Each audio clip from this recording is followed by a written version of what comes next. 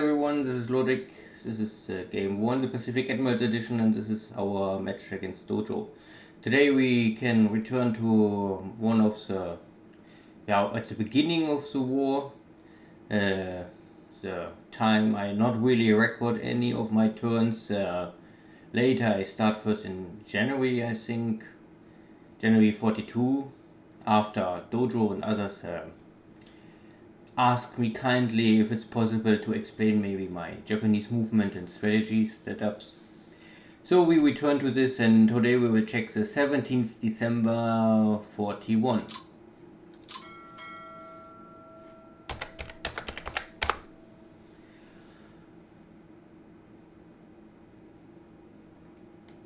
I also was asked if it's possible to show the more of my turns, because they are lagging far behind now. I think 4, maybe even 5 or 6 weeks. I'm not more so sure. But Dojo go first, and Dojo is busy, I think, with Christmas. So we wait for Dojo, and if he finds the time to continue his YouTube videos, then I will follow his lead simply. But we have to wait now for this. But I can use the time to fill the gap, so that I can now make this December turn videos, and we will see how we can progress in February and March.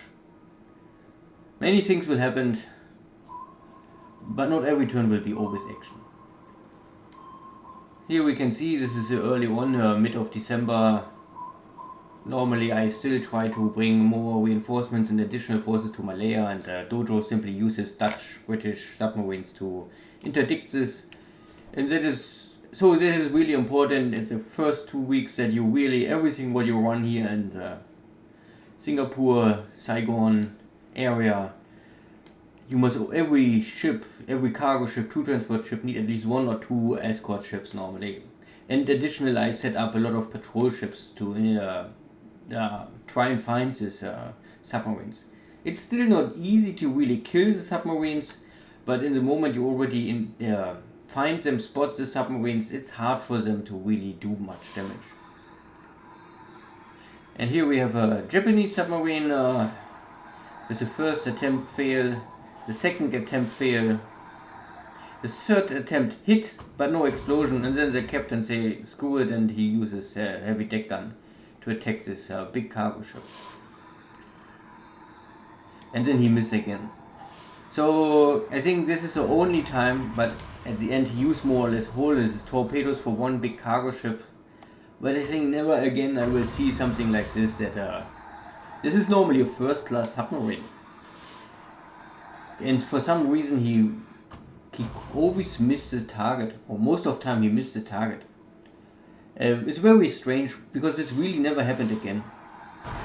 It's not that the submarine cannot hit this, but it's very strange and interesting. And it also show you now this is the second torpedo hit but without explosion. So, like I said, I think the Japanese torpedo have an explosion ratio of maybe 90%, but I think 5 to 10% the torpedoes still not explode. That I think is standard. Nothing is perfect.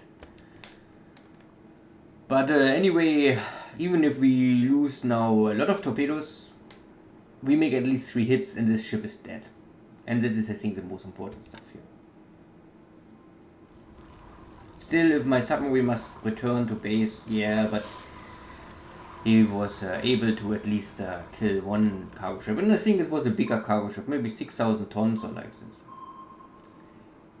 And here near Hawaii we have still the engagement of Dojo's sub-hunter groups. Was the escort for a cargo ship. But we failed to attack the cargo ship, so the submarine captain tried to attack the convoy, but the convoy is simply too hard to hit, too small, too fast, too agile, anything.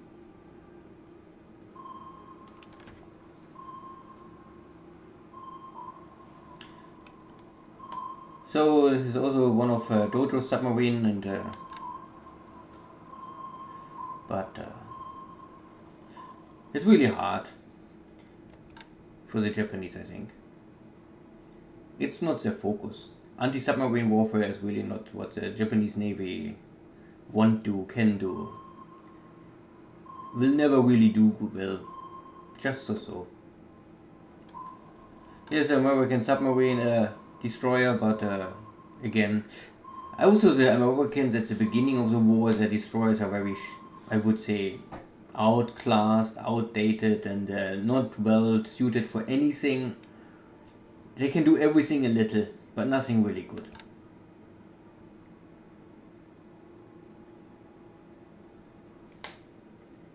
I mean, American destroyers are always starting with 5 points or 6 points, so they really don't have much room.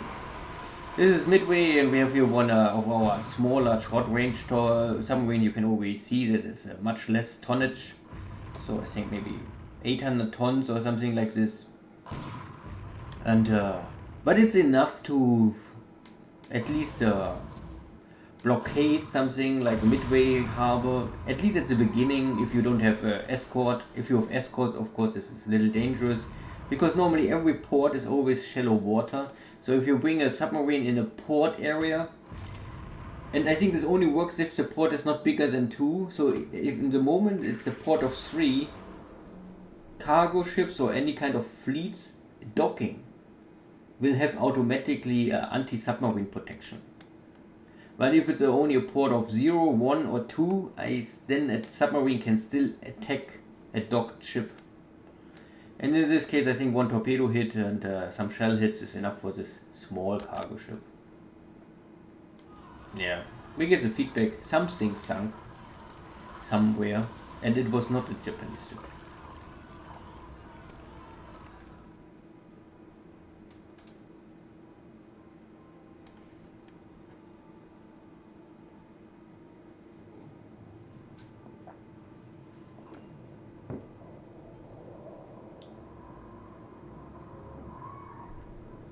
Yeah, I think in the whole game, no one, not Dojo, and also I never use any night bombardment.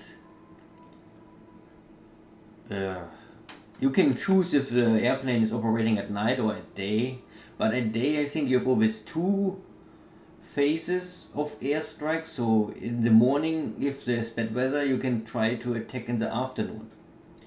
But I think at night there's only 1 strike phase. So I don't think that they're split it. So if it's at night, there's bad weather, then the airplane will not take off and there's no second chance. And if you fly at night, you cannot fly at day. And if simply the efficiency of night attacks are very low. I don't know, but I really believe that later, if you have radar, airborne radar, then it's really maybe much more useful. But not now. Here we have a heavy cruiser formation, something like this, and I use this to interdict shipping near Port Moresby, and this is only a small cargo ship. I think something Dojo tried to bring in, but in this case we intercepted. These task forces are simply a little big normally, I would say. And normally I always try to have 2 lead ships, like 2 heavy cruisers or 2 light cruisers leading a task force, and 4 or 6 destroyers to support it. And maybe at the beginning of the first 2-3 months, I would maybe say 2 lead ships plus 4 destroyers are enough, because the Allies don't have so much firepower here. And if you engage something like enemy heavy cruisers, or even if you engage 2 heavy cruisers, you, in the worst case, you have an even match, but most of the time you will still outclass them. And I would say you have really better 2 medium-sized task forces and not something what is super strong, because simply there is nothing you can battle with. I mean, if to kill something like a light cruiser, light cargo ship, or even something a little more, you don't need this much firepower. You better split your forces a little more thin, but not too thin. So I would always say 2 lead ships, 2 battleships, 2 heavy cruisers, 2 light cruisers is always the leading force. But again, this is the first time I really play against a play by email game. So not against the AI.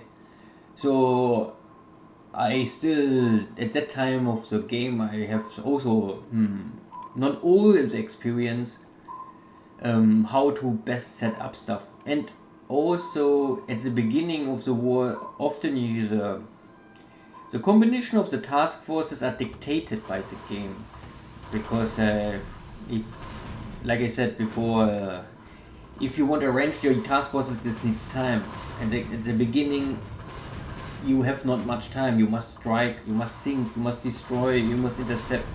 If you, this is often much more important than a perfect setups like this. This is a Dutch submarine, but we are here in deep water, so I don't have much hope to really do anything.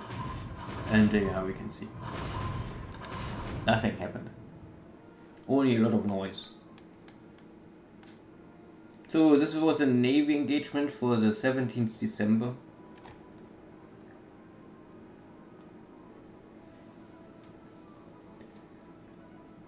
Now we have the scouting.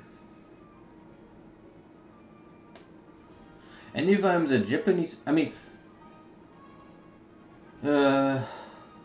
most of time, I don't know, I think Port Moresby, many allies players try to hold.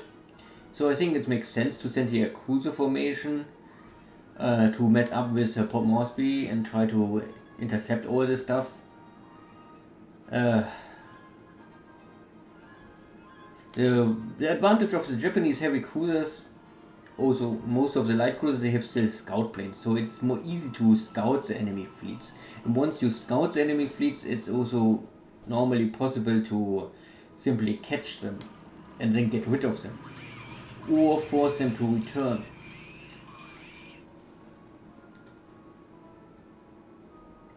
And at this stage of the war, normally there are not really any fighters in the air, so the scout planes really can operate without high losses. Later in the war, now in March of 42, I lose every turn 2 or 3 scout planes simply by cap, because the scout plane is slow and really there's no chance that they can really survive any engagement with enemy fighters. Yeah, we still sweep Manila, but I think Dojo have not more much left. But better sweep and not lose something. Yes, also Clarkfield looks empty now. You can see that I already bring everything, heavy bomber stuff and all to Malaya, that I operate out of central Malaya, my forces. The only thing what I think really miss at the time was have enough scout planes. I have more or less here fighters and bombers and attempt and focus on the interdiction of the enemy land forces. But not so much on navy engagement. There's simply the problem that if you tell your navy bombers make a naval attack and then you give a range, and then they will fly in any direction if they find a target.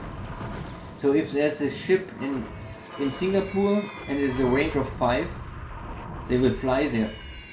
And in Singapore there are a lot of fighters, and I don't want to risk this normally, that I send my torpedo bombers go to Singapore, then they have a big engagement here and I lose a lot of torpedo bombers. So I limited normally the range of my my torpedo bombers, or use them purely only for interdiction of land units. The downside is, of course, if here's now anything running here west of Sumatra or east and running back to Ceylon, maybe I will maybe miss this. But this is simply the game. You cannot tell the game, do not fly to Singapore, but fly in this direction. You can give you can adjust the scouting area with but you cannot adjust the attack area. You can only adjust the range of your attacks. And this is a little limitation of the game, and this is really all not perfect. If there will not be next war in the Pacific Admirals Edition, I don't think so, but because everyone say no, it makes no sense, no one will buy this, it's far too expensive. But this control stuff is still a limitation. So I use my zeros now for sweeps, because you can see now that there are still fighters here, and of course you can bring your Navy bombers with escorts to Singapore, but this is risky still. It can fail, and if the bombers go without escorts, then they will die, because Japanese Navy bombers are always very weak against any air attacks. And I simply go a little more safe and say, okay, I use my fighters mainly for sweep to get rid of enemy cap, and I use my bombers now mainly only for attack here, land-based stuff, where I know that there's no fighters more left, because there's two bases in the north, Georgetown and another base. We bomb them completely, and I get no recon information that there's something left. So Dojo call all back to Singapore, and I think this makes sense, because all the stuff in the north is simply too easy overrun and gets destroyed, and Singapore is a fortress. You can operate your air forces much better. You maintenance them, they are safe, and at least you can try something.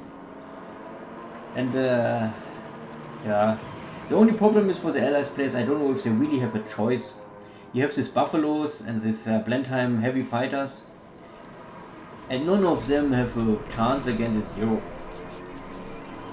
And they have a chance if you come with this low, like Oscar 1A, Oscar 1B. Maybe they can battle. Oscar 1C is already too strong for them, similar to the Zero, but the Zero is still stronger than the Oscar 1C, I would say. The Oscar 1C is not bad, but the Zero have simply the 20mm cannon, so they can penetrate any kind of armor, and if they hit something with the 20mm cannon, they normally often have a kill immediately. And the Oscars, they don't have this kind of weapons, they only have heavy machine guns. And yeah, so to use zeros here to get rid of this Singapore cap is normally a good choice, and the Allied player must maybe choose if he won't run the cap, and if he run in this kind of situation, maybe it will not be really a great outcome. But if you don't run any cap, then you risk, of course, that the Japanese player can normally use his bomber formations everywhere where he wants. And then the port of Singapore is very vulnerable against any port attack or naval attack. It's depending how aggressive is the Japanese, it's depending how skillful the Allied player won't use his air forces. I really don't judge this. I think Dojo simply say all of this second class air force, he don't care, and he use them simply to protect his port as long as he can. And I simply say, I don't want the risky attack, I make it safe and I sweep everything with my elite pilots. And this will train my pilots, this will produce a lot of aces. It will also give Dojo more time maybe to run his navy stuff here more safely. So there's a benefit for both sides. And what is better in the long run, I really cannot say. It's only that I don't play this super aggressive, I play it with a focus point. And with a calculated risk ratio. So our Zero is simply running out of ammunition, and we kill a little, but we still don't kill enough. There's still many left, but this was only 3 fighters.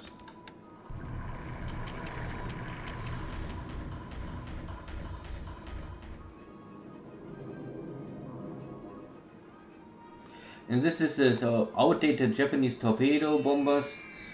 I use them at the beginning only for ground attack, but they can normally carry enough bomb load, but they have not the skills for this, and they're only 3. So later I will normally collect all of this B5M1. They are similar to the Cloud and the Key 27. They're all very well suited for training, especially if it's a squadron. They are only so small, like 3, and you cannot increase them because it's hard locked.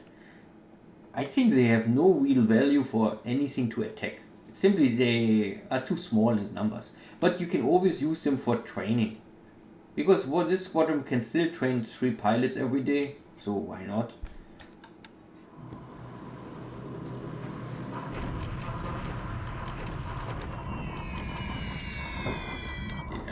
This is now this Chinese bombardment stuff.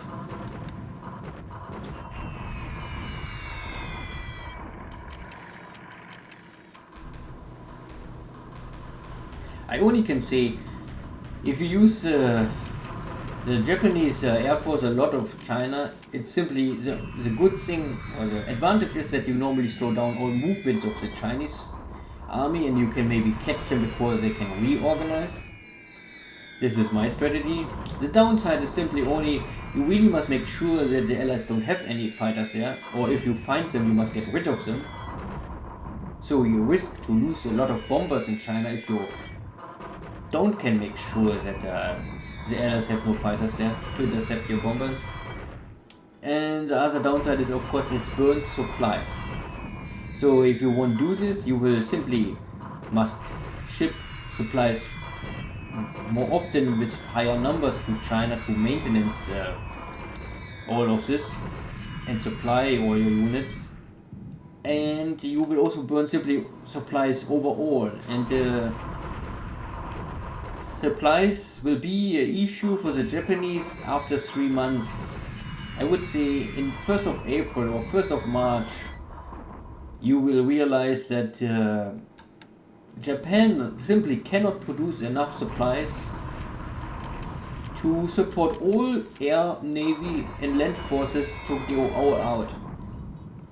The industry base is simply not big enough. And there is a point where you will maybe must make a decision, like you use all your air forces for attack, or you will use them for training. Training, I think, request not so many supplies like attack with real bombardment, because if you make an airstrike you will bomb the target, so you will consume bombs, and bombs are armament or arms, and this will consume supplies. If you only make training, you will still use supplies but far less. So training will normally save supplies, and real attack will consume more supplies and all of this stuff. And then this is simply really it's the first 3 months you don't realize this normally. You can use the tracker software, and I do this, and I always have every 2 weeks normally a special episode about the situation of the supplies and all of the stuff, and you can see how over the weeks and months the base supplies of the Japanese empires dry out more and more and more and more. And even now at the mid of March I'm still not able to really stabilize the situation. I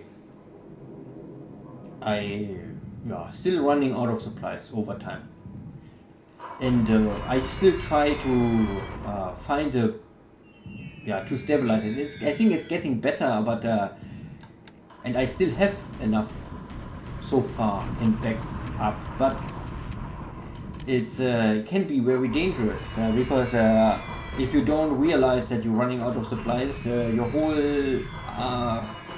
whole army can really come close to a collapse.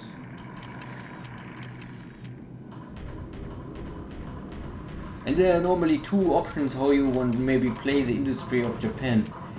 You can simply say you don't invest in anything and you don't repair anything, and maybe repair only shipyards, heavy industry, maybe only this 2. Because to repair something will consume a lot of supplies always. Or maybe the other way, but this is The problem is that this means you have a longer period of supplies to run your army, simply because you don't invest anything first. So you have maybe not 3 months, maybe then you have 5 or 6 months to run everything at 100% without issues. But if you cannot win the game after this 5 or 6 months, then you will get the issue, because then you have in the long run simply less industry base and capacity, so you will have to shut down your whole army much more seriously to keep everything running somehow. So the other option is, of course, that you try to push the industry output at the first 100 days of the war a lot, so that you benefit from this investments later on. So here you can see this is ongoing. I try to unload still troops in Mersing, because this army of Mersing still need reinforcements. So I have here long range cap fighters over Mersing to protect my ships, and Dojo simply try to bomb this. And the biggest issue is more or less that I must operate my fighters with long range cap, and this will simply reduce the efficiency of my fighters, because I only can bring 30% of every fighter here in the air, and all the fighters will have very high fatigue very shortly. So long range cap is always the less efficiency option to really protect something, but it's often only the only choice you have something, because if you don't have an airbase in the same hex, then it's very hard to make sure that you have any air cover. But we are lucky, or I am now lucky, because I have here some fighters, not many, and not very strong, because normally only the Oscar 1C are really the strong ones. These are all training airplanes with only light machine guns. But Dojo really have only here bomber, no escort. So that even our shitty air fighters can at least damage the bombers, because if they don't have any escort fighters, it's of course much easier to get a hit.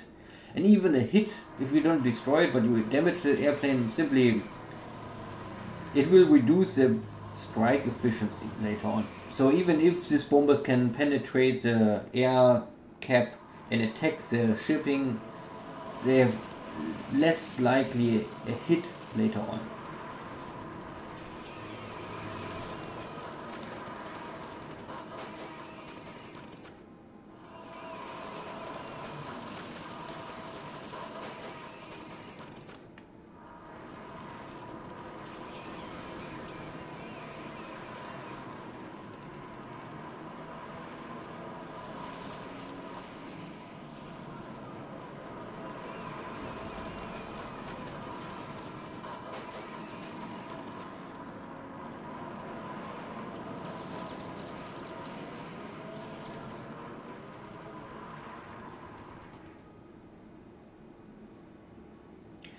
We can see that even the Oscar with the two heavy machine guns, the damage all the time the enemy planes, but it's normally not enough to make an instant kill.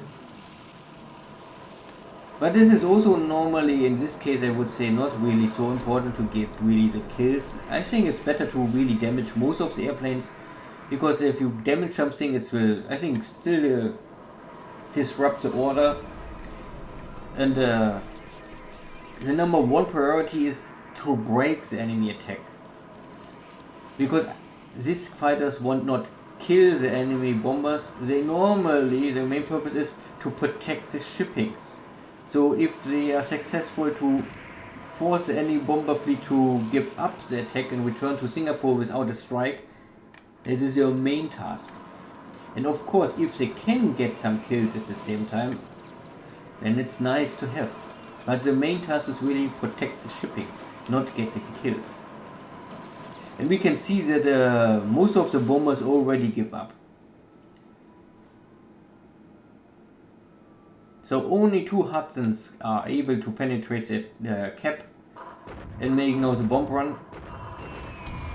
And they already, I think they're disrupted, so they don't really have good attack angel and all attack values, and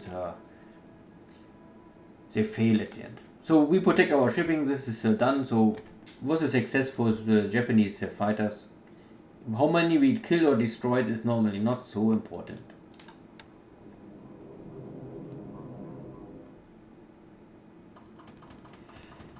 Okay, and here we have, these are the most dangerous fighters or airplanes from, I would say, simply because wildebeest and swordfish, they can carry torpedoes.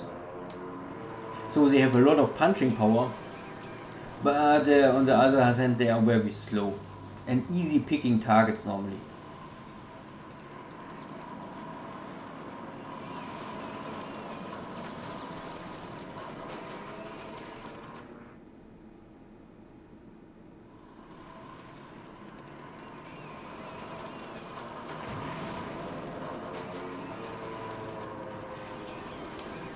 And in the first months of the war, the 1B I would always use also for a frontline fighter. Because you really need every airplane you can get in the air for the Japanese people, because you have so many K-27, but the K-27 is really short range, too less attack value. And the Oscars 1B, 1A, they don't have the firepower, but at least they have the range. And sometimes you need the numbers. Okay, we get not rid of all of them, but if we are luckily, they're picking the wrong target. The 1-point patrol ships and the subchaser. Of course, this was now simply luck that Dojo attacks this low value ship, so even if they attack this kind of ships, I would say it doesn't matter. And for some reason they're using bombs and not torpedoes. Not sure why. I think normally Singapore have a air HQ and they can use torpedoes, but this you must ask Dojo why he used bombs and not torpedoes.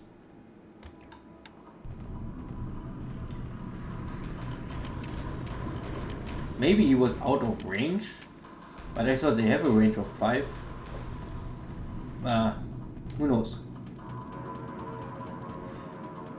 So this is, I think, the second part of this AI unit. I think this is normally a squadron of 15, and in the beginning we saw 3 zeros. They starting earlier, and these are the rest. Means I don't know how you want to see it. This 3 start too early or this 12 was too late, but this was a check, and somehow some airplanes fail to link each other. So now we have this broken attack of 3 plus 12-0 attacking, sweeping of Singapore. And this is, I think, related to that the airport is overstacked. And then this happened normally, much more often, that your air unit is breaking into smaller pieces. And well, we can see that our zeros get really easy get rid of this enemy fighters.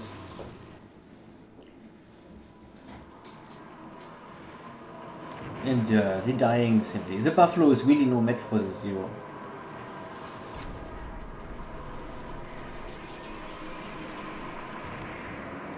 So I would normally suggest in the Philippines you only use 0 fighters at the beginning, and you try to really get rid of this American Air Force in the Philippines, and after you make sure that the Allied player have no Air Force left in Philippines, you bring your 0 fighters immediately to Malaya to support in Malaya, and then you use the zeros normally to sweep everything. The 0 is really the best for sweeping, and the Oscars, I think, are the best for cap. For cap, the Oscar is okay, but for sweeping, I think first the 0 have the range. Often the pilots have better experience than the army fighters from the Oscars. and they really have the firepower to get rid of everything.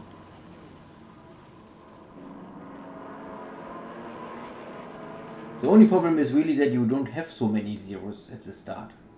So don't waste them. I would simply say a zero is a sweep fighter and maybe a cap fighter, but nothing with ground attack. Don't try to use anything like a zero for some flak attacks or something like this, and always make sure that the pilots have not too high fatigue. If the fatigue is over 20, let them better rest. Make sure that you have pilots of experience and skill level over 50 at least. 50 I think is a minimum for any frontline fighter. Normally I would say 60 is better. And but of course we are talking here about the first weeks of the war. At that time it's really hard to organize everything at the same time, and sometimes you must make a compromise. But end of December, beginning of January, you normally must shift your units and select your pilots better, and say, okay, if you have pilots in frontline fighter groups but they don't have the experience, you let the whole squadron train, or you kick out the pilots you don't think are good enough and bring in better pilots. This all requests micromanagement, and depending on what level you play this game, you need to do this or you can ignore it. The most easy way is, of course, if you say, okay, your pilots are not good enough, okay, and if you don't have the pressure, you keep the unit somewhere in Bangkok or Saigon and let them train for 1 month, and after 1 month maybe they are fine. But if you have the pressure that you need the airplane, and I would say every Oscar 1C and every zero you can get in service, you push to the front line, because you really need it. It's related to that the zero and the Oscar 1Cs know it's the peak of the power. Never later in the war, every day is normally against the zero and the Oscar. There's no better or higher advantage level for the Japanese Air Force than now. The Allies only gets better. March or April, the technology level is maybe equal, and maybe in late of 42 the American will outclass the Japanese technology. So in this 3-4 months the Japanese have the advantage in air war, skills pilot, better airframes. So if you don't get used, or if you don't have victory now and destroy Allied Air Force now, you will never do it. And this must be more or less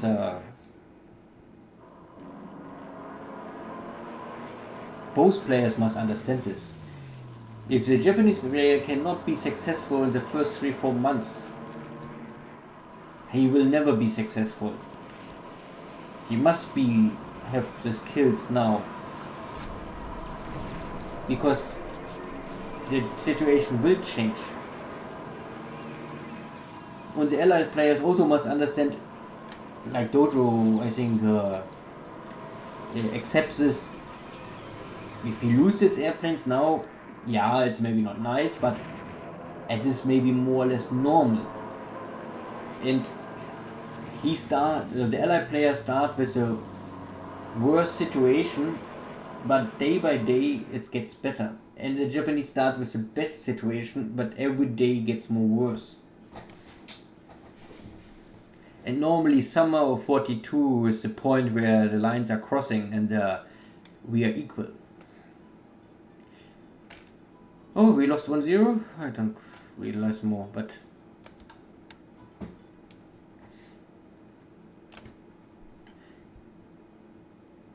nothing is perfect, so a kill ratio of 1-4 I think is still okay.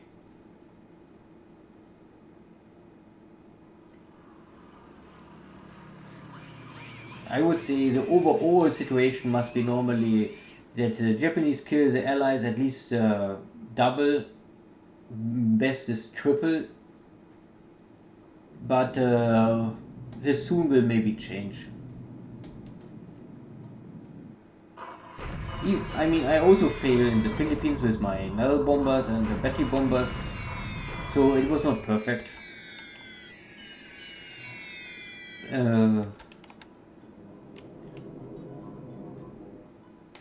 I think fighter pilots and Navy torpedo bombers are the most skillful and more complicated and more heavily invested pilots you can have for the Japanese. A fighter pilot really need high skills, air attack, defense, experience, better around 60 or higher.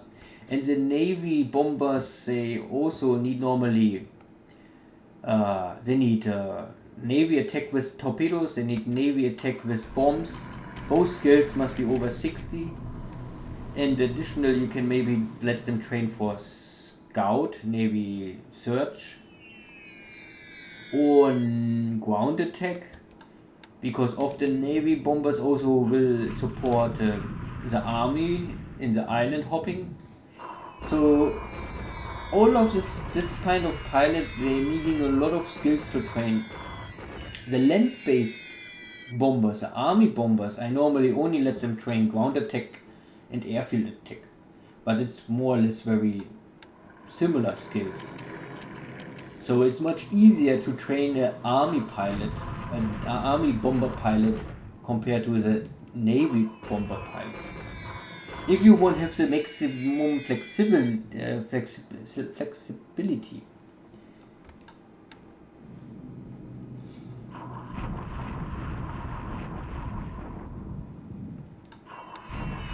Yeah. More bombardment.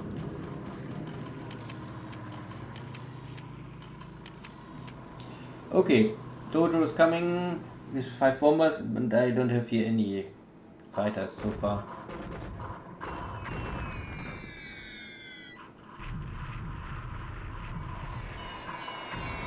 But Dojo failed to hit something. He coming from 6,000 feet, so this is okay normally. And each bomber carries 4 bombs.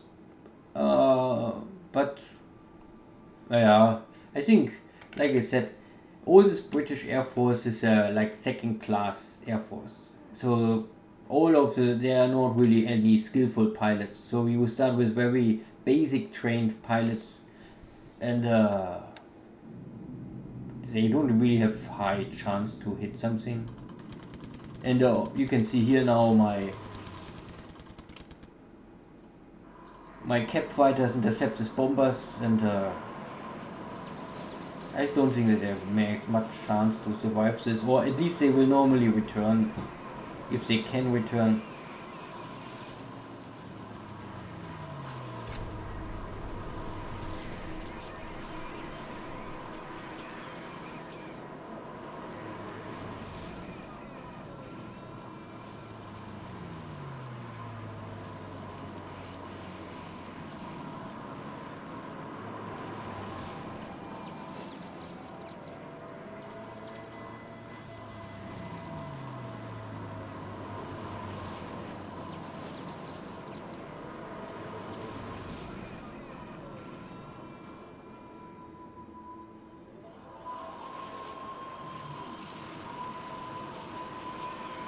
Okay. Even with light machine guns you can down a bomber if you hit him often. Or if you make the lucky hit and maybe kill the pilot.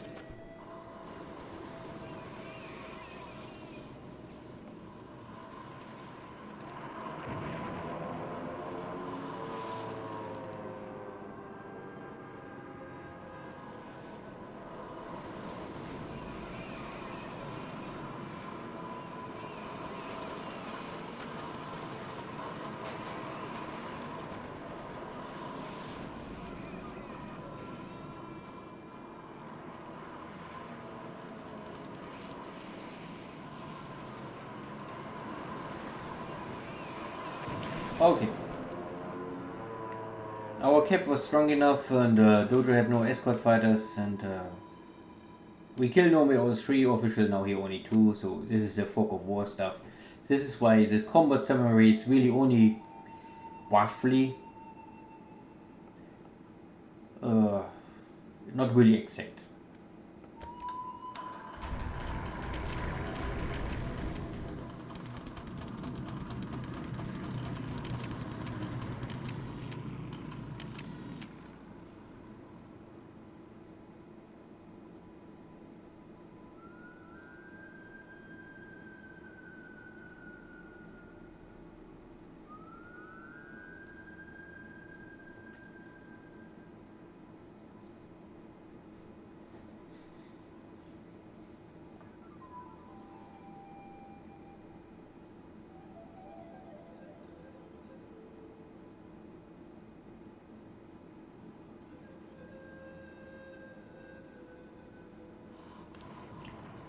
Okay, so southwest of,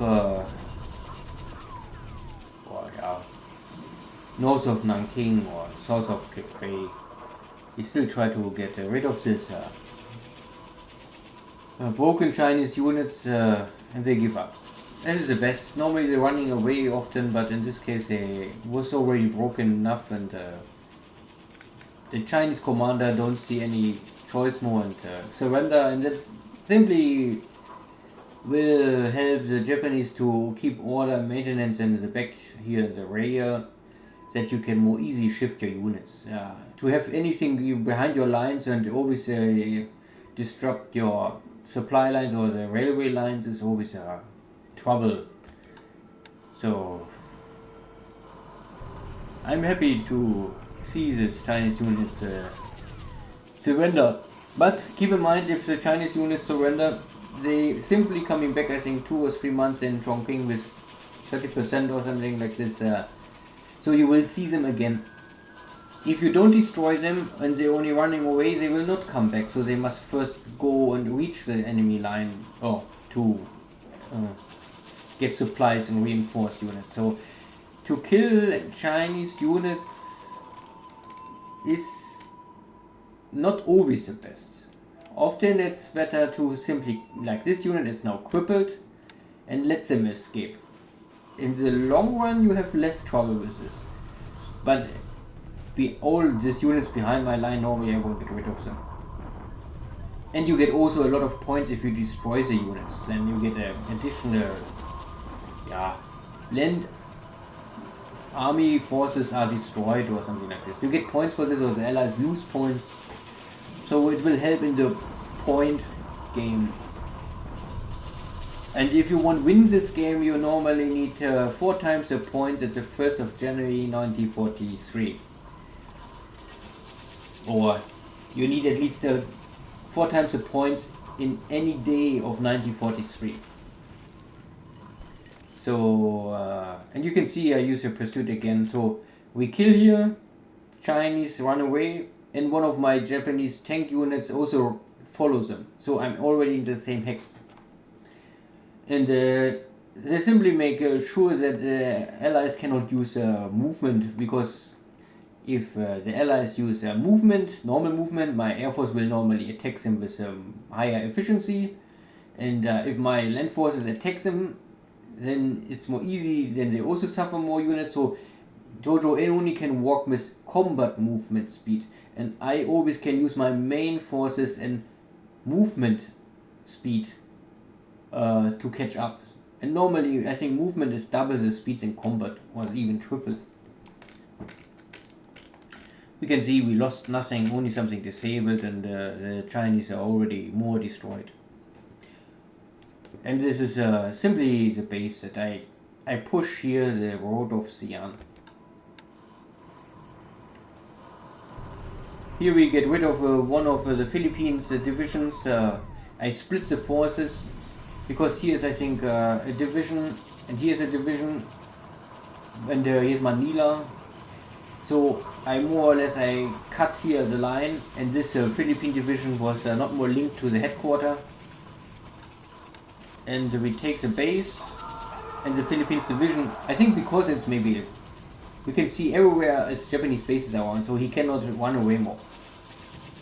And this make it easy. We get rid of his 5,000 Philippine units, and they had no chance to support the Battle of Manila and Clarkfield.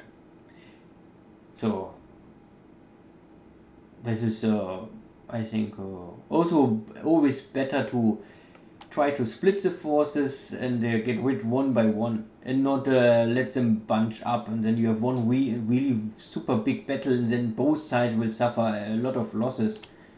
So, yeah.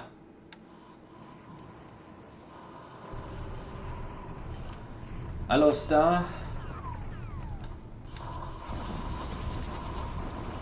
So the first attack was not a complete success. But we reduced the fortification, so I think we also had a little. Wait, I check. Yeah, it was not the best strike for the Japanese army, but at least we don't fail. Here the same. We reduce the enemy fortification to a 0, and yeah, this is the main part. So we know it wasn't already a success, but it was also not a failure, and we did blow up the enemy fort. So the next attack have normally more success. And this enemy 4-star general. So this is a 4-star general. You can call them what they are: war area or division leader or army leader. Normally it's more easy to see how many stars they have. There's a 3-star general, there's 4-star generals, and there's 5-star generals.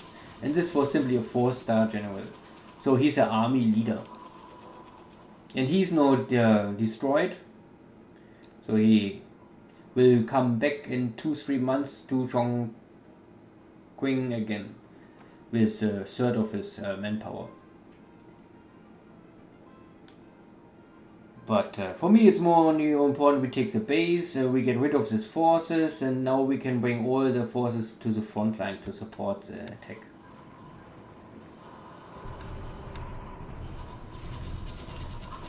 Here we fail, you can see, I think this was a heavy jungle or something like this. This can happen always, but not that we really lost something, but this was this is dice roll. This is of course a little by luck. Sometimes your forces simply have pass not the skills, or the enemy is stronger and you have an unlucky day, and then your attack blocked. Can happen. Here we also blow up the fort, but nothing more happened.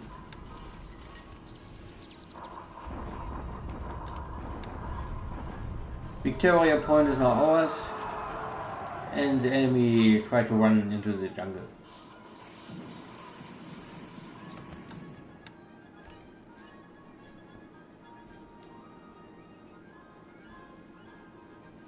Okay, I think this was the end of the day.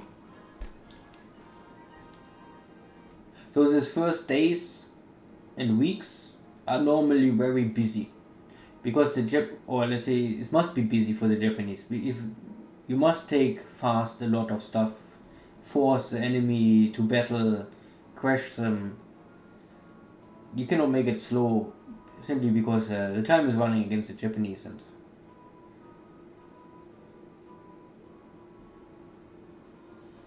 here we can see our forces here in Port Moresby try to find something and get rid of them.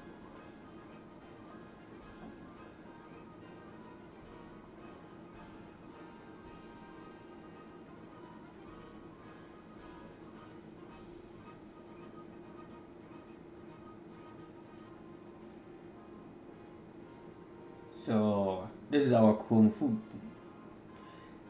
formation, and there's only a small cargo ship, so I think this is not really important. But I think we make one torpedo hit and then the ship is dead. And to operate the task forces here simply will mess up with everything what Dojo tried to organize here. and this is the main purpose. And if we can sink something nearby, then why not? Here again we have our heavy cruiser formation, and I don't know, it looks like an enemy destroyer. No, it's smaller than a destroyer.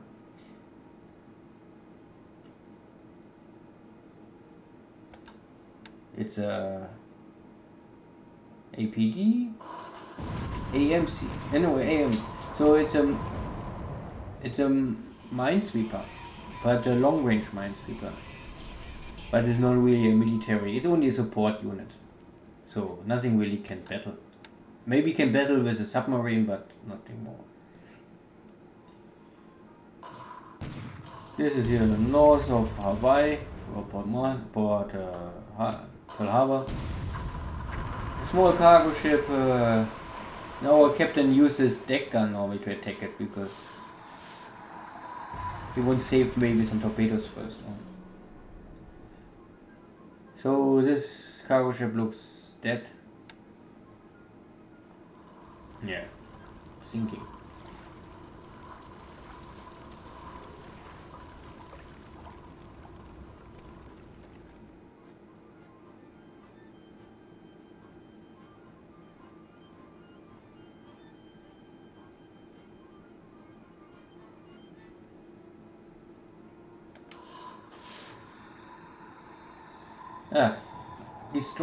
Submarines attack on destroyers are often normally a failure, but sometimes, at least sometimes, I think you can be successful. But if it's worth it, I mean, the submarine always consume 2 torpedoes, and if you do this too often, then you're running out of torpedoes. Must return to your base. But it's old commander choice, so. If the submarine commander is aggressive, he will do it. And normally, aggressive submarine commander is always better. He better try to hit something and not only wait and skip the attack and say, no, too dangerous. You must have an easy picking. Maybe the easy picking never comes.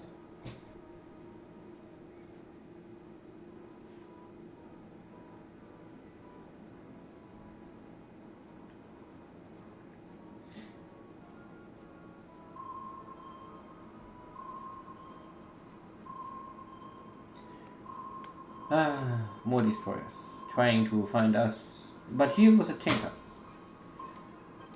Pitifully, tankers are always important to kill normally.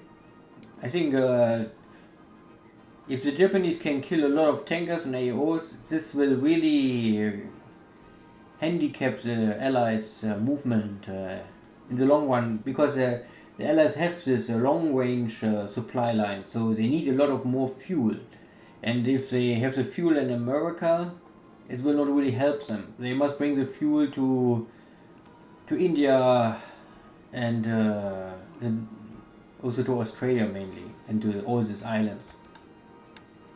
Here we have a tanker, and now it's a maybe burning tanker.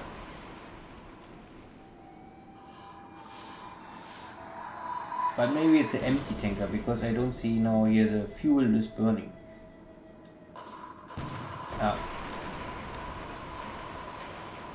So this tanker is maybe already on the way back from Pearl Harbor, go back to the California, west coast of America.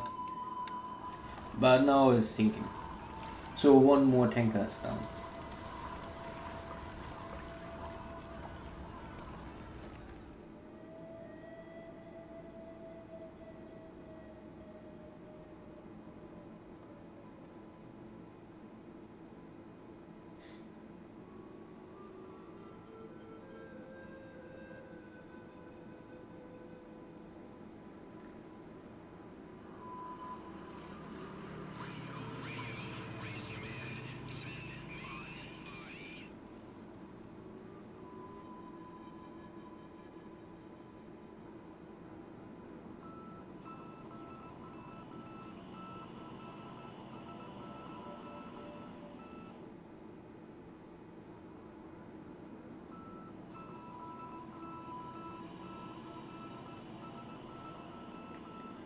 So Dojo scout us, we scout Dojo, and our zeros try to sweep again.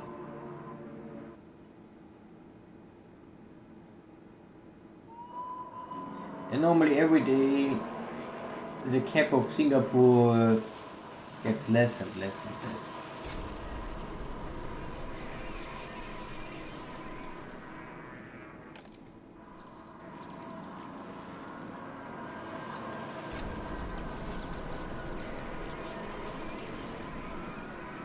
The problem is, of course, if you damage the airplane, this is first not so bad, because you can always hope that a damaged airplane will have a crash landing on the airbase. But every damaged airplane can return to base will normally be maintenance after 3-4 days. So, and after 4 days it's maybe back, and this means you cannot stop sweeping normally early on. You must keep the sweep many days. Even if there's some days nothing in the air, you better keep it sweeping.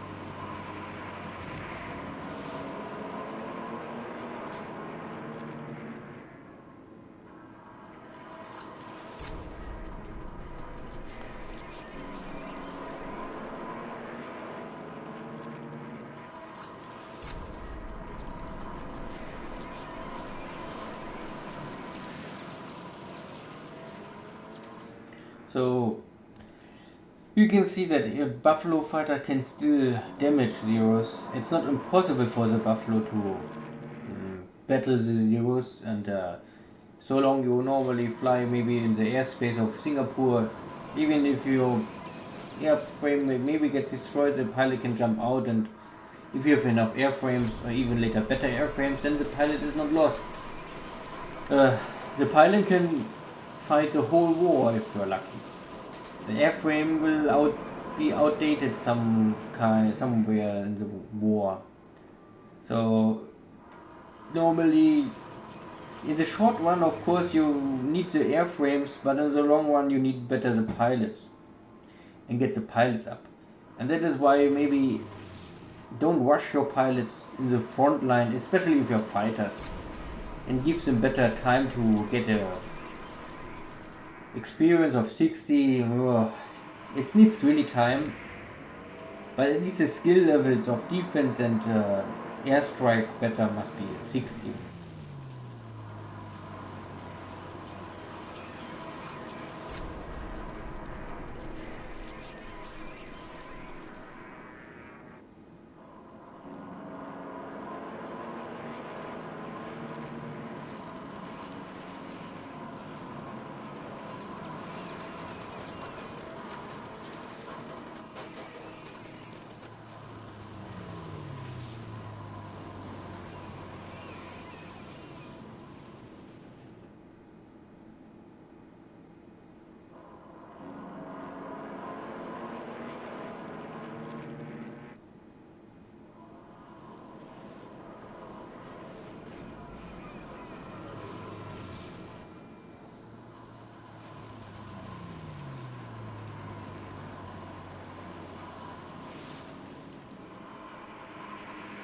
Ooh, I think we lost maybe even 2 zeros this time.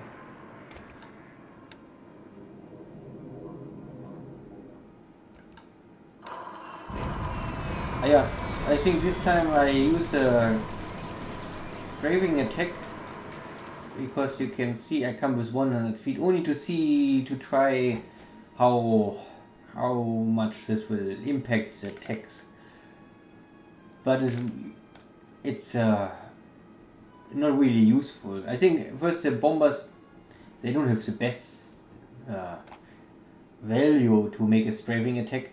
This navy bombers, they only carry light machine guns, so I think there's simply not enough damage output to use this kind of bombers for strafing attack. If your bombers have maybe a 20mm front gun or even something better like a 37 or 40mm gun, then maybe you can really use your guns to do more attack. And of course you have more, you will hit normally a target better, but against a land target I think it will not have much impact. Especially this is jungle and it's hard for the bombers to even see something. So against a navy attack or navy target, maybe airport, this have maybe more success, but not for ground attack. Ground attack strafing, and especially with this kind of bombers, maybe not. You can also see that the bomb load is halved because we are less than 2000 feet.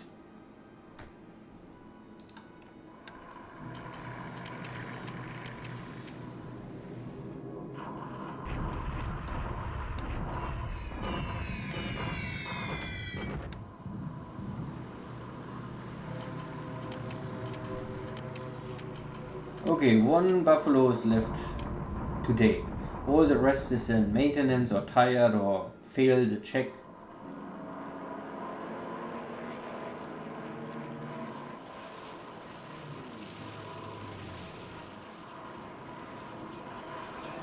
And this buffalo is also now destroyed.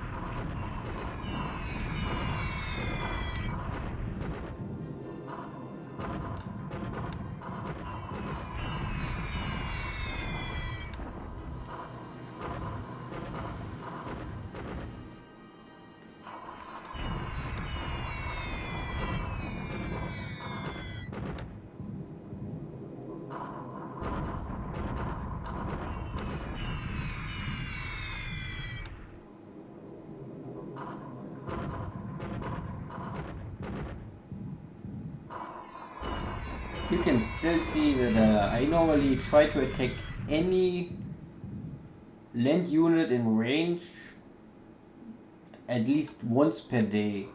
Even if it was only a small amount of airplanes, and normally not do much damage. But the focus is really force the enemy land forces that they change their movement mode to combat and be slow. And everything what can only travel a short distance per day is more easy to be catched by the Japanese army.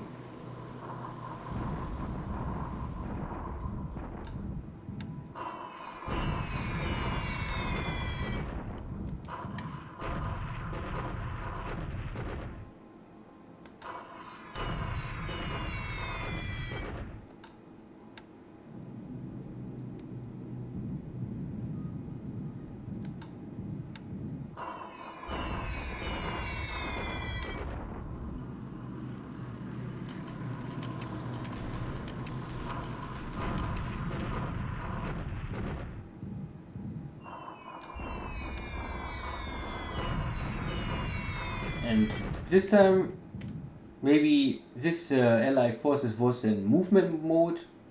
There is this open field, so they don't have much to they don't find any cover, and this is why you can make, even with a small amount of airplanes, high damage. Because we only use here 50 kilogram bombs.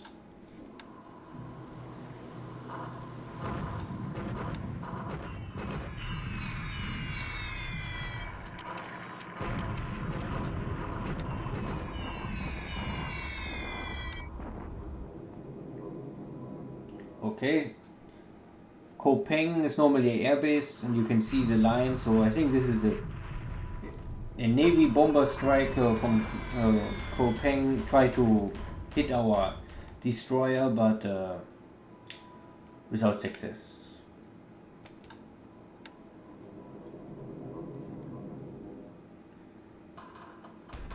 And this is now the next attempt from Dojo's bomber fleet without escort to attack the shipping and Mersing, and our cap is still here.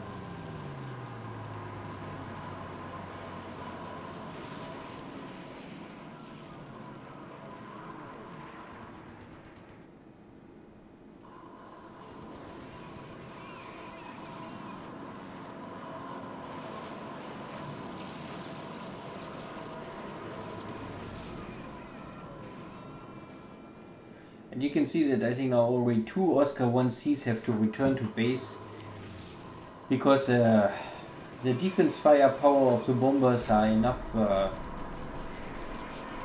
damage fighters.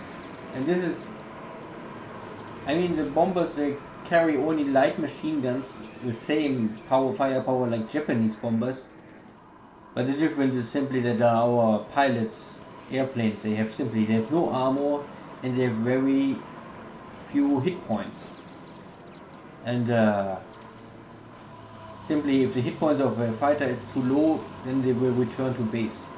And the Allies fighters, they have often armor. I mean, normally they are more or less immune against light machine gun fire, or they only suffer very small hit point losses. So they can normally withstand any defense firepower of Japanese bomber much better. But there's nothing you can do. This is simply like it is. This is often related simply to the engine of the Japanese, because the Japanese engines simply don't have the power. They have less power than the American engines, and if you have less power, you won't keep the same speed like their enemy, then you must cut something. You can say, okay, less powerful engines, then I don't have armor, then I can still fly with the same speed. Or less guns. Guns are also weight, and guns already, of course, always request more maintenance and all this stuff. So, and of course, Japanese is a clear underdog in this war.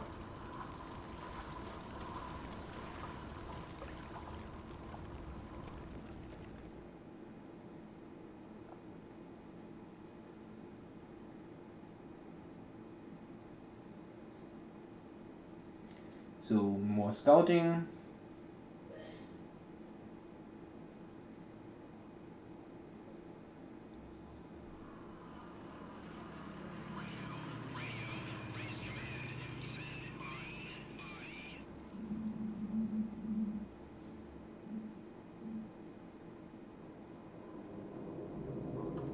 Oh, more bombing.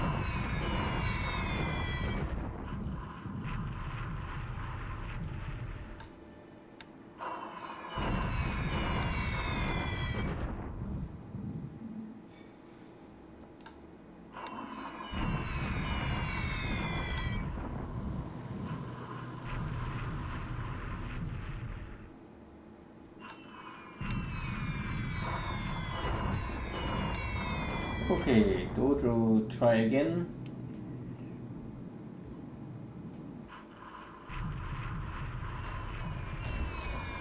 Don't know.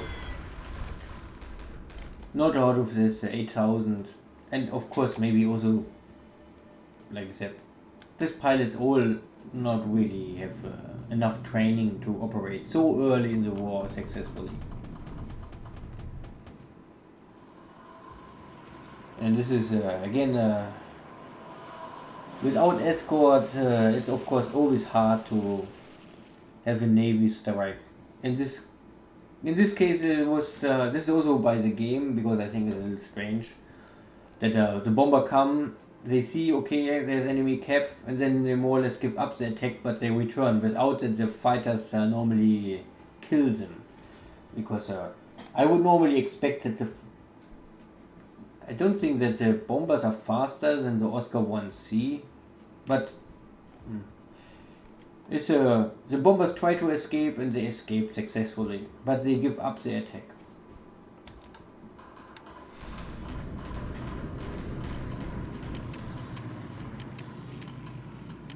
So the air was over, and we have one more attempt of our submarine to sink the enemy destroyer, but this fails, and normally nothing happened more.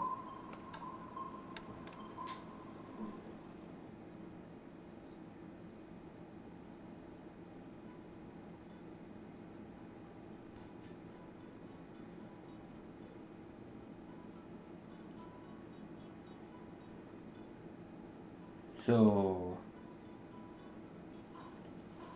the second attack on Alostar, maybe now we have more success. Oh yeah. After we blow up the fort last turn, now we more or less force the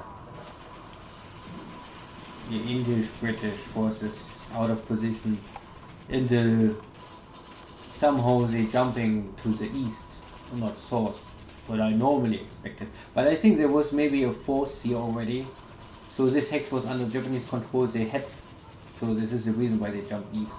You cannot see it here, but I think there was a force already. I think I drive some fast tank units here early on that this force is normally surrender. I normally want they surrender, but now they're jumping here to the jungle area. But at least they cannot link up to Singapore, and most of them are destroyed, so there's not much left.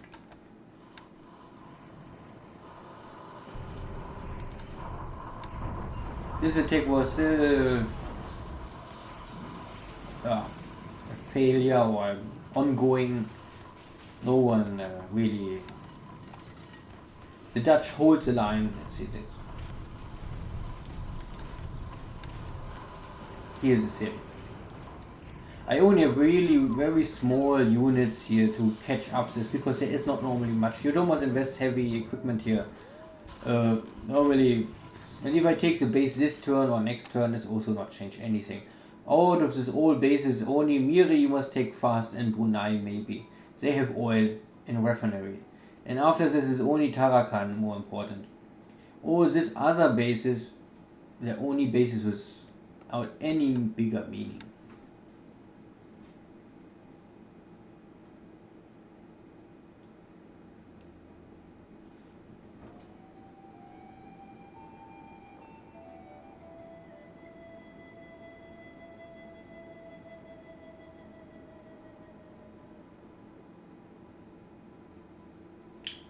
So we arrived 19th December 1941, and we can check the intelligence report. So we can see we have a air battle ratio, air to air 31-6.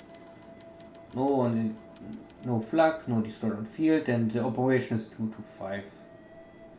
This is okay. I mean, to have 5 operation losses for 2 days, this is always 2 days together, so all this is always a turn, not a day. That is, I think, okay. And we can see that we kill 15 buffaloes, but we lost 5 zeros. But we also killed 5 wildebeest and some Blenheim bombers. And These are scout planes, operational losses. Also one Tojo's operational losses. One Oscar 1C gets killed 1-1. So normally you can say we lost now, this is a 1C, so we lost 6 first class fighters air to air. And Dojo lost 15 second class fighters, but also I think here, I don't know, I think the Blenheim 4 is also a heavy fighter air to air losses. So it's not perfect for sure, but at the end we make 33-11. We kill 3 times more Ally airplanes than the Japanese lost. And out of his 11 lost airplanes,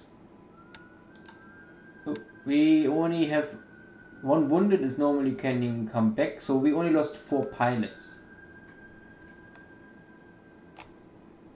4 out of 11. Oh yeah, this is okay, I would say.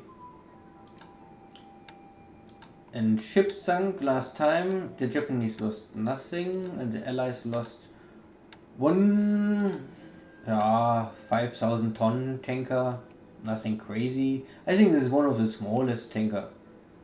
You can call it a small tanker. But a good cargo ship with 6,500 cargo. For cargo, this is a bigger cargo ship. Not fast, but big. And long range. And the rest is only small stuff. Nothing really important. This is his AM. But you can see here his anti-submarine stuff. And it's maybe good for escort duty. I don't know for what else you want. This is a minesweeper. And the long range minesweeper. No. Okay. And I think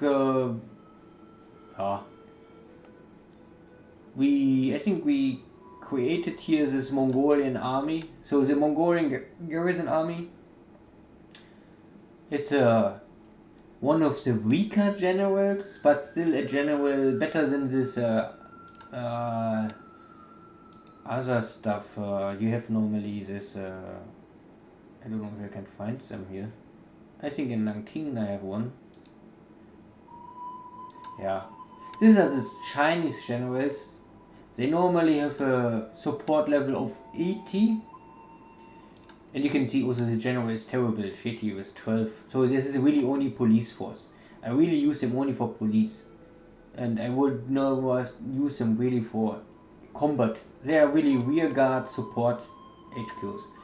And this Mongolian guy is with 54 is okay.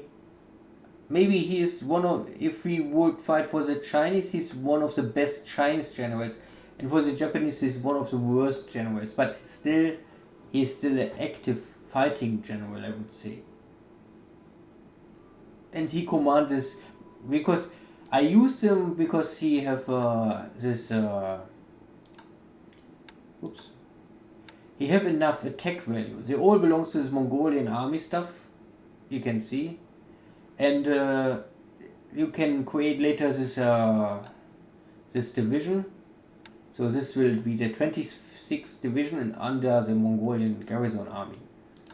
And this is normally some fighting power you can use. This is only Mongolian army, and normally the main purpose is to go here and try to take Urumqi, the capital of Inga or Mongolian China province. Because there's a lot, but here is resources you can take. And then you can Himi, and you can take all this back rear bases. Normally the Chinese, they don't have much equipment, and if you send this Mongolian Garrison army here to battle this out, it's an equal battle, and normally the Japanese are better. Yeah, so I create this Mongolian stuff and try to go here to the northwest. And you can see here I driving more units, still stuff belonging to the first armies coming here, and try to catch up. Here's the first army now. We had this battle, And here's the Chinese, they drop out of the hex, now they are in disorder, 5 units left. In this unit is more or less in combat mode, and they are not strong enough to attack normally, but they always force, because I think it's also not possible for this forces now change to movement because there's an enemy in the hex. So it simply just slow down all of Dojo's movement stuff. But you can also see that here are still forces behind the line, and they blocking here the rail, and also the street is blocked. So I have here some forces, still Mongolian forces trying to get rid of this. This is nothing strong, but you must get rid of it. And here's the same. Here I have to clean up this road that I can transport units more easy here. This road is now clean, the railway is clean, this is clean. So not only get rid of this unit, get rid of these 2 units, and then normally this whole bunch of areas clean, and then we can go for Nanyang. This all needs normally a lot of micromanagement to order everything, and depending how much time you want to invest, you can do it better or more causal. Means you simply use what you have and you don't care the command change. And yeah, here is now that we take the base, but it's a little broken everything from the combat, but we have here now a little attack value, but not crazy much. Here's the other unit that was blocking the retreat of this unit, so this 10,000 British forces are now here trapped. But I also must get rid of them because they're blocking the railway. But you can see here is 300 attack value. And we already in the base with our scouting tanks. I always use them because they're much faster, and if there's no base, no units, then you normally can take the base without a fight. And this will trap all the units. And we also bring here the forces already that we take the next bases. Rest is coming. And so on. And we can see here we blocked this street completely. We inside this hex, and we also inside Malakak.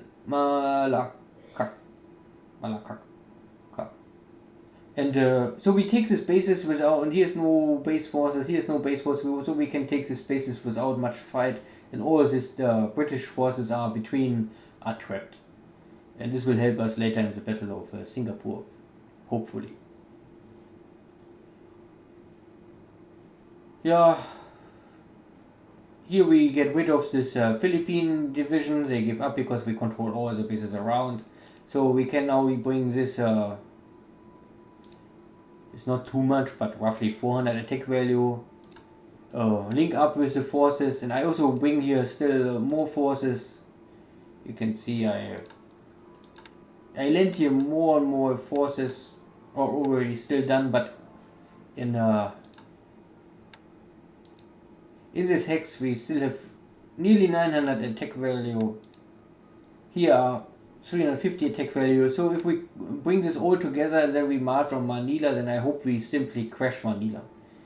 And I think because we control the bases all of Manila, and in this base we also have an army, then the forces from Manila cannot return, and they cannot go to Clarkfield. And if we take now Manila, I think all the forces will surrender and not retreat, because this hex is under, it's not under American control, or they still control the base, but they are in the battle situation. So it's like the road is blocked somehow. I don't know how the game really calculates this, but it works like this. Yeah. And my focus is simply not in this area, so there's not much happening, but you can see that the carrier fleet is now here, trying to find something, and I think I will now drive them here south to check the area here around in the final direction is maybe here Fiji. This will be in the next days. Here's our cruiser formation, but I think we're running a little low on fuel. So maybe we can one more sweep here and try to catch something more before we have to return to Truk. And keep in mind, if you operate so far away from your main base, you cannot run too low on fuel, or it's dangerous simply. If you run out of fuel, your units are dead in the water, and this is an easy picking for any enemy submarine. So, okay, and maybe only to see here the situation. So we have here some submarine, and we also see a lot of enemy forces going in, going out, and it's always a question who can find the other one first and who can attack first. And this situation at the beginning we can think more, but day by day the organization of dojos, the task force is getting better and better, and so the submarines will have more and more trouble to really pick something, and often they only battle with the enemy destroyers, and this will not really help me. Good. Yeah. Thank you all. See you again. Take care. Bye bye.